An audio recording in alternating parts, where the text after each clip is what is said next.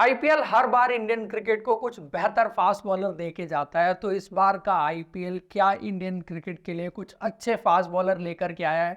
वैसे तो लगभग 2 दर्जन इंडियन फास्ट बॉलर यहां पर आपको खेलते हुए नजर आएंगे, लेकिन उसमें से टॉप 10 आपके लिए हम पिक करके लाए हैं जो player to watch out for होने वाले हैं।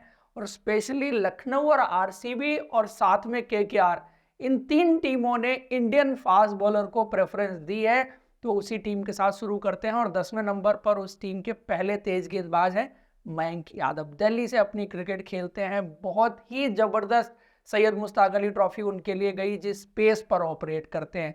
बिकॉज एक्सप्रेस पेस डिफरेंस तो डालेगी और 145 की पेस तक गेंदबाजी कर सकते हैं। बाउंसर बड़ा अच्छा डालते हैं, तीखे तेज गेंदबाज हैं।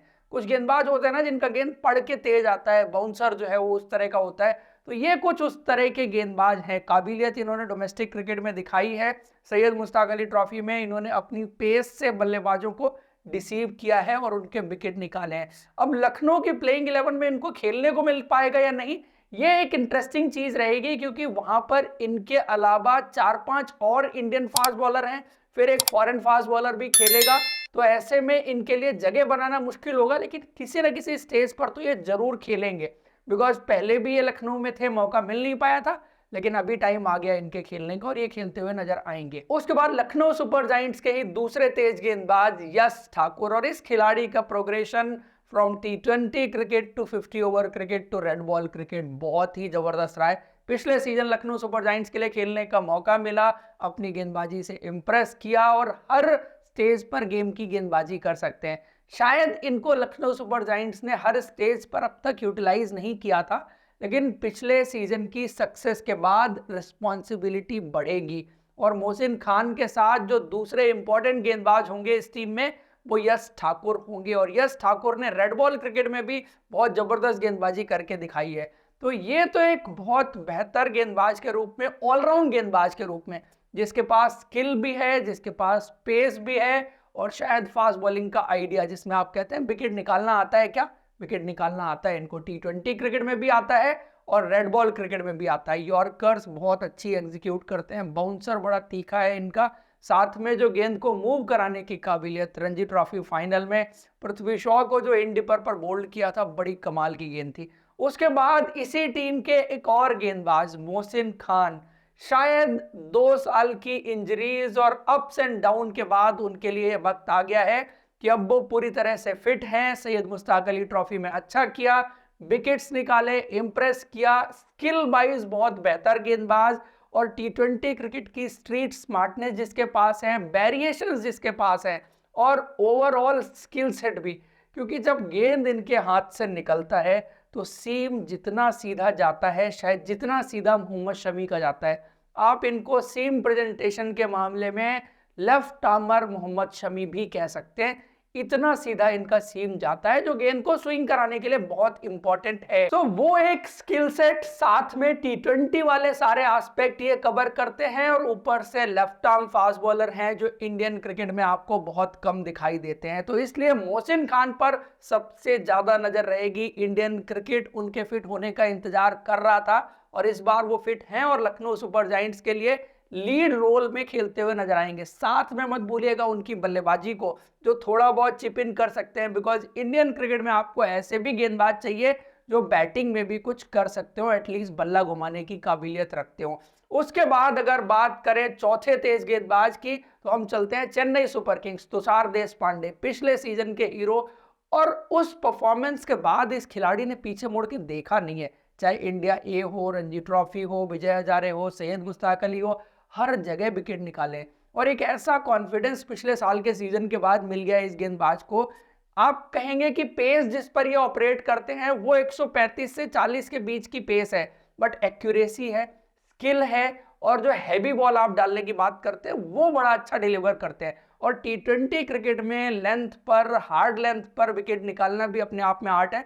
और कई बार जब आप फ्लैटेस्ट डेक पर खेलते हैं तो हार्ड लेंथ आकर के कौन अच्छा हिट कर सकता है, वो काबिलियत इनके पास है। और ये एक तरह से पिछले एक साल में ना सिर्फ T20 क्रिकेट के बल्कि ऑल फॉर्मेट गेंदबाज के रूप में इमर्ज हुए हैं। इसीलिए इनको इंडिया ए के लिए रेड बॉल खेलने का भी मौका मिला और मुंबई के लिए बाकी जो डोमेस्टिक क्रिकेट खेली वहां पर भी इनका प्रदर्शन अच्छा रहा है। उसके बाद आरसीबी के गेंदबाज विजय कुमार बैसक। वैसे तो आरसीबी में दो और इंडियन फास्ट बॉलर हैं, यश दयाल की बात करें, साथ में आकाशदीप की बात करें, लेकिन प्रिफर्ड चॉइस मुझे लगता है कि प्लेइंग 11 में यही रहेंगे, बिकॉज उन दोनों में और इनमें एक फर्क है, वो दोनों प्योर स्किल सेट वाले गेंदबाज हैं, long form of the game के ज्यादा बेहतर गेंदबाज हो सकते हैं, बट इनके पास shorter format of the game के वेरिएशंस हैं, वो स्मार्टनेस है, वो स्लोअर वंस हैं, वो कटर्स हैं, वो यॉर्कर्स हैं, वो बाउंसर्स हैं, तो वो वेरिएशन इनको बाकी दोनों गेंदबाजों से थोड़ा डिफरेंट बनाते हैं, साथ में जो बैटिंग में पोटेंशियल रखते हैं, जो इस साल इन्होंने रणजी ट्रॉफी में करके दिखाया,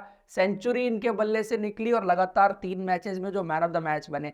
तो ये ऑलराउंड गेंदबाज है जिसमें तीनों स्टेजेस पर गेम के गेंदबाजी करने की काबिलियत है, इसलिए मुझे लगता है कि ये यश दयाल और साथ में आकाशदीप से पहले खेल सकते हैं। उसके बाद बात करते हैं कोलकाता नाइट राइडर्स से खेलने वाले हर्षित राणा की, और हर्षित राणा पिछले साल बहुत इंप्रेस करके गए, रेड बॉल क्रिकेट से इंप्रेस किया और अपनी पेस से इंप्रेस किया, बिकॉज वो जिस तरह से गेंदबाजी करते हैं पता ही नहीं लगता कि ये 145 की पेस पर गेंदबाजी हो रही है। बाकी जो रेड बॉल वाली स्किल है गेंद को मूव कराने की, इनके लिए इस बार जो चीज ध्यान देने लायक होगी कि डिफरेंट स्टेजेस में गेंदबाजी कैसे करते हैं। नई गेंद शायद अच्छी कर सकते हैं, मिडिल ओवर और डेथ ओवर में अपने टी20 स्किल सेट को कैसे दिखाते हैं। बाकी आपको पता है कि बैटिंग भी कर सकते हैं, और इसी वजह से इनकी चर्चा बहुत ज़्यादा रही है कि टी20 के हिसाब से बहुत यूटिलिटी प्लेयर हो सकते हैं, जो अच्छी पेस पर ऑपरेट करता है, जिसके हाथ में स्किल सेट है गेंद को मूव कराने का, और साथ में बैटिंग में जो लॉन्ग हैंडल का इस्तेमाल करते हैं, तो वो ओवरऑल वैल्यू किसी भी टीम को दे सकता है। इंडियन टीम में भी इनके सिलेक्शन की चर्चा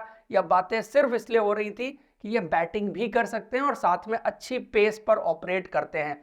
उसके अलावा बात की जाए दिल्ली कैपिटल्स से खेलने वाले खलील अहमद की, तो उनके लिए भी पिछले 2 सीजन बहुत अच्छे गए दिल्ली कैपिटल्स के लिए, जिस तरह से खेले, और उनके साथ भी मोहसिन खान वाली बात आती है कि लेफ्ट आर्मर हैं जो कंसिस्टेंट परफॉर्मर रहे हैं पिछले कुछ टाइम में आईपीएल क्रिकेट में, साथ में कुछ इंजरीज और इनका जो मेडिकल इश्यूज चल रहे थे उनसे रिकवर करके आ गए हैं, और इस बार डोमेस्टिक क्रिकेट भी खेली है, रेड बॉल क्रिकेट भी खेली है, और वहां पर भी इंप्रेसिव रहे हैं। और दिल्ली की सक्सेस में इनका रोल बहुत इंपॉर्टेंट होगा।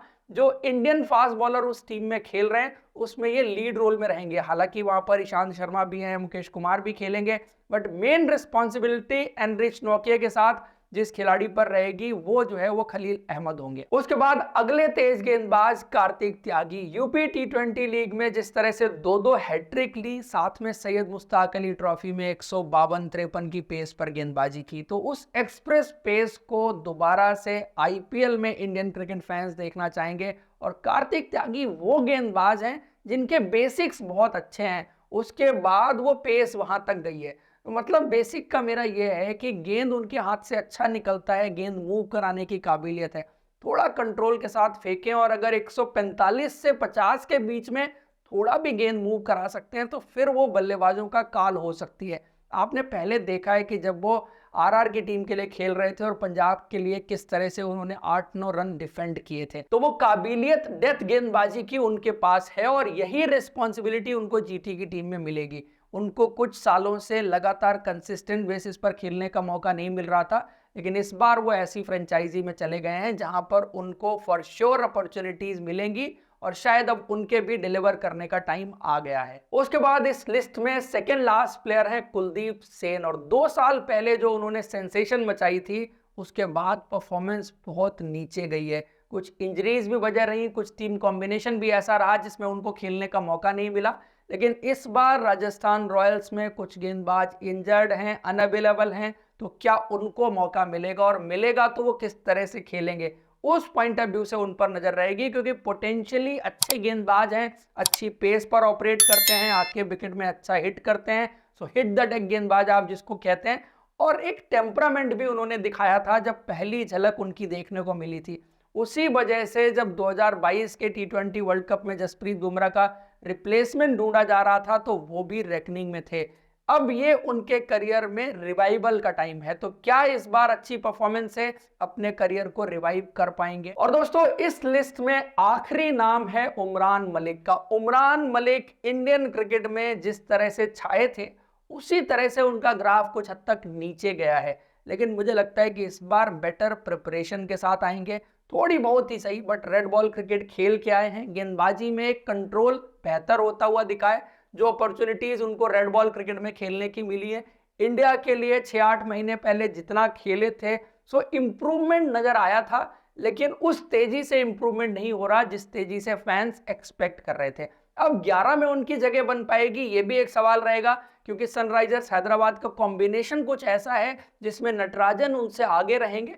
लेकिन जहां पर 4 तेज गेंदबाज खिलाने की बात होगी, फास्ट विकेट पर, बाउंसी विकेट पर, मुंबई जैसे विकेट पर उनको खेलने का मौका मिल सकता है और उस तरह के विकेट पर वो डेंजरस हो सकते हैं। तो इस बार अपने तर्कस में क्या नया लेके आ रहे हैं उमरान मलिक, ये देखना पड़ेगा कि वो स्पेस के साथ कितना कंसिस्टेंट और एक्यूरेट गेंदबाजी कर सकते हैं। बिकॉज वेवर्ड पेस का कोई मतलब नहीं है, ये हम पहले भी देख चुके हैं जब वो इंडिया खेले थे या पिछले साल आईपीएल में उनकी परफॉर्मेंस रही थी। तो दोस्तों ये वो 10 तेज गेंदबाज हैं जिन पर आईपीएल के इस सीजन में नजर रहेगी। लेकिन इसके अलावा कम से कम 1 दर्जन तेज गेंदबाज और हैं जिनके बारे में बात की जा सकती है। अगर आप उनके बारे में जानना चाहते हैं तो कमेंट करके जरूर बताइए। ये वीडियो और डिस्कशन आपको अच्छा लगा है तो लाइक जरूर करें, और अब तक आपने हमारे चैनल को सब्सक्राइब नहीं किया तो सब्सक्राइब जरूर करिए, क्योंकि आप सब वीडियो पूरा देखते हैं और सब्सक्राइब बिल्कुल नहीं करते। Thank you, see you in next video.